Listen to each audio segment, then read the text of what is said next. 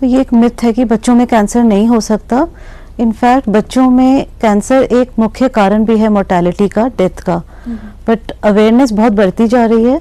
जहाँ तक फिगर्स की बात करेंगे तो अगर बड़ों के कंपैरिजन में बात करेंगे तो बहुत कम प्रतिशत है। अगर हम ग्लोबली देखें तो करीब 1% कह सकते हैं चाइल्डहुड कैंसर्स से ही कंट्रीब्यूट करता है, लेकिन हम पीडियाट्रिशियंस अगर हैं तो हमें वो 1% भी बहुत सिग्निफिकेंट लगता है। अगर उसे हम ट्रांसलेट करें कि वो पर इंडिया की फिगर्स हैं कि ऑलमोस्ट 4% जितने सारे कैंसर्स हैं इंडिया में, वो हमारे न्यूली डायग्नोस्ड कैंसर्स एनुअली उसका 4% लगभग होगा हमारे चाइल्डहुड कैंसर्स कॉम्प्राइज करते हैं उसको। और वो ट्रांसलेट होता है कि लगभग almost 4 lakhs of new children are diagnosed annually globally all over the world in the age group of 0 to 19 years। उसे और ट्रांसलेट करेंगे तो लगभग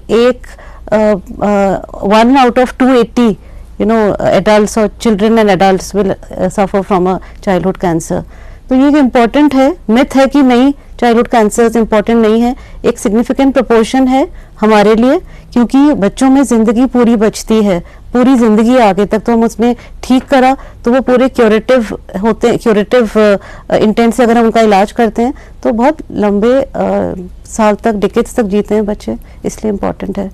और जहाँ तक कौन से कैंसर्स इम्पोर्टेंट हैं, तो अगर बच्चों के पॉइंट ऑफ व्यू से देखें तो ल्यूकीमियाज हैं जिसे हम ब्लड कैंसर्स कहते हैं, ब्रेन ट्यूमर्स हैं, गिल्टियों का कैंसर होता है, लिम्फोमा कहते हैं, अंग के ट्यूमर्स होते हैं जैसे किडनी का हो गया, विल्स ट्यूमर, न्यूरोब्लास्टोमा, आँख का ट्यूमर है बहुत इंपॉर्टेंट, रेटिनोब्लास्टोमा, वो एक बहुत इंपॉर्टेंट ट्यूमर है क्योंकि उसको पकड़ना बहुत ज़रूरी है।